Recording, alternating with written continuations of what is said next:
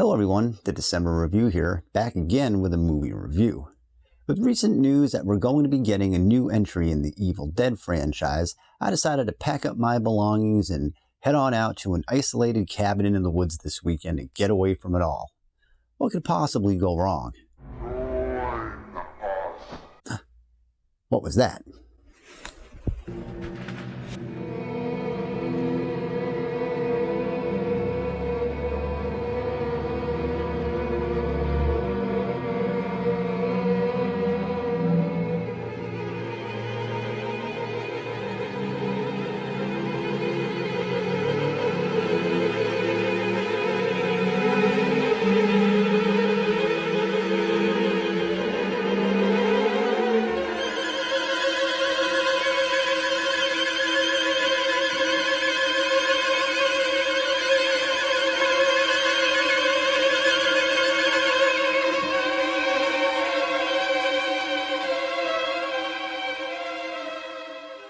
Weird.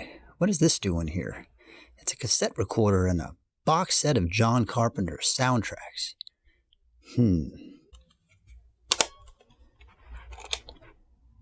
Tatra amistrobin hazarta. Tatir mano mansizon hazan sobar. Samanda robza. Dar his hiker dans de rodza. Ganda. That can't be good. Hello everyone, a December Review here. Back again with a movie review. Was it good, bad or indifferent?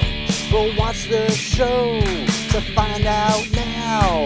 Hit the subscribe, do it now. Hello everyone, a December Review here. Hello everyone, a December Review here. Hello everyone, a December Review here. The December Review is here.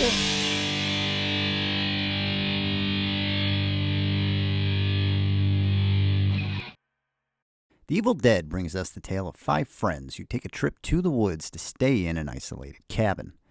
They stumble upon the Necronomicon, aka Book of the Dead, and an old tape machine in the basement. They decide to play back the recordings, thus unleashing the Evil Dead. As the night moves along, some of our friends become possessed, turning into the demonic Deadites, which leaves our last man standing, Ash Williams, as the only hope to escape the cabin alive. Released in 1981, The Evil Dead was the first full-length feature film written and directed by the legendary Sam Rami. Wanting to make the jump into a career, Sam and longtime friends Bruce Campbell and Rob Tappert began the initial concept for the movie with 1978's short film Within the Woods. Created to showcase to producers that Sam and his team could be trusted to create a feature, Within the Woods outlined the basic ideas that would eventually go into The Evil Dead. Garnering enough interest, Sam was able to secure enough money for a production budget and head to Tennessee to begin work on the film. So our team of unlucky vacationers include Bruce Campbell as Ashley Williams, Betsy Baker as Ash's girlfriend Linda, Ellen Sandweiss as his sister Cheryl Williams, Teresa Tilly as Shelley, and Richard DeMonacore as Scott. As they get to the cabin, things already seem a bit off as the front porch swings banging into the cabin. Once inside and settling in, Cheryl hears a voice and begins to uncontrollably sketch a picture, the foreshadowing of things to come.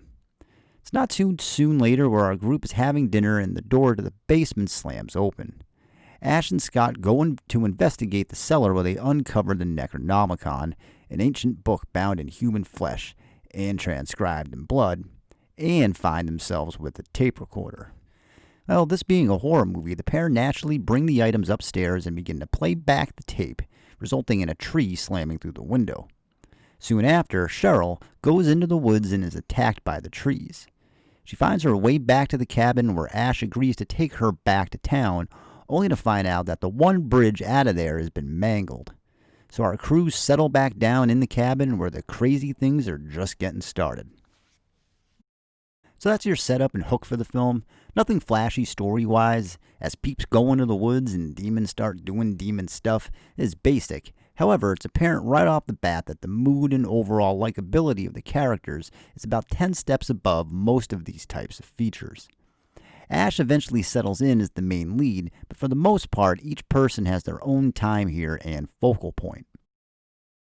Things get out of hand quickly, though, as during a game of cards, Cheryl finally becomes fully possessed, levitating off the ground and proclaiming that everyone there is basically toast. One seriously painful-looking ankle stab to Linda later, and Cheryl is locked into the basement, leaving the group to figure things out. Shelley decides to go back to her room, only to be possessed herself, turning into a deadite. She attacks Scott in a wild and bloody tussle. Scott eventually gets the upper hand, burying her outside. He then decides to split and get the heck out of Dodge, only to return to the cabin barely alive, a victim of another tree attack. Now it's Linda's turn to get in on the gruesome carnage. She attacks Ash, but now Ash gets the upper hand. The only true way to kill off a deadite is by beheading them. But Ash can't bring himself to do this, so instead he buries her perceived lifeless body. However, she returns only for Ash to finally finish the job with a shovel. Ash doesn't get much time to rest, though, as back in the cabin, Cheryl has escaped the cellar and Scott is turned, becoming a deadite as well. It's 2 against 1 as the blood splatters in every direction. Eventually, Ash is able to throw the Necronomicon into the fireplace, burning it away and literally melting Cheryl and Scott in the process. It's now daybreak as Ash finds his way outside. A strange peace settles over things. But here comes one last round as Spirit rushes through the woods and smashes into Ash. Roll credits. The beauty of the original Evil Dead is it plays so well with its simplicity while adding mountains of new ideas to the basic plot. Zombies more or less got their commercial start with Night of the Living Dead, and here some 13-ish years later, Sam Rami took a bit of that concoction, upped the ante in blood, and rewrote the book on camera effects and placed it all into a blender, resulting in one of the most influential splatter tales ever created. The cast worked perfectly here. The low budget, we're all friends, let's make a movie together approach helps create the film's charm, and while no one was going to be getting any Oscar nods here, the low-key affair brought believability to things. Everyone on set was put through the ringer to get the film made, and that rogue style sticks to the screen. Bruce Campbell would eventually go on to become an icon, not only as Ash, but in many other great roles. In The Evil Dead, he's just a guy trying to survive the night, not yet the confident, line-stealing, badass character would eventually become. He's just a guy who wants to get away and give his girlfriend a gift. Once all hell breaks loose, though, his charm and charisma is evident. You are legit rooting for him to win. The camera work is next level. Sam Rami cemented his status quickly with this film as one of the best directors of his generation. Throughout all of the madness the movie displays, Sam's keen eye for odd angles and motion paint the picture so well that one could watch the film purely on a technical level, ignoring the plot and taking in all of the vast amounts of tricks and pure imagination Sam created. The makeup effects are also extremely well done in that low-budget way. Sure, there are some imperfections and you can look real close to see how some of the tricks were done, but as the characters turned into their demon selves, they looked equally as scary. I assume anyone still watching this video has no issues with blood on the screen. The Evil Dead was considered for many years one of the bloodiest films ever created. Back in the early 80s, this was a big deal.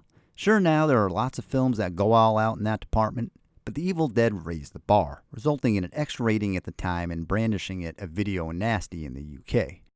The Evil Dead is a classic horror film that spawned the careers of Sam Rami and Bruce Campbell, not to mention created its own franchise with 4 full-length features, 3 seasons of a television series, and a 5th film ramping up production as we speak. The series would go on to be remembered for its comedic and cocky one-liners by the sure-footed Ash Williams, willing to dole out a snicker from the audience just as often, if not more, than a gasp. But with the original Evil Dead film, the horror was played straight. Even with its minuscule budget that is apparent on the screen, the film cuts through as a tense scare fest. The transformation of our friends into the Deadites, hell-bent on having you join them, spills with gore and chills. The Evil Dead is one of the best horror films ever created, and a no-brainer, 5 out of 5 stars. Groovy. Hello everyone, a December review here. Hello everyone, a December review here. Hello everyone, a December review here. The December review is here.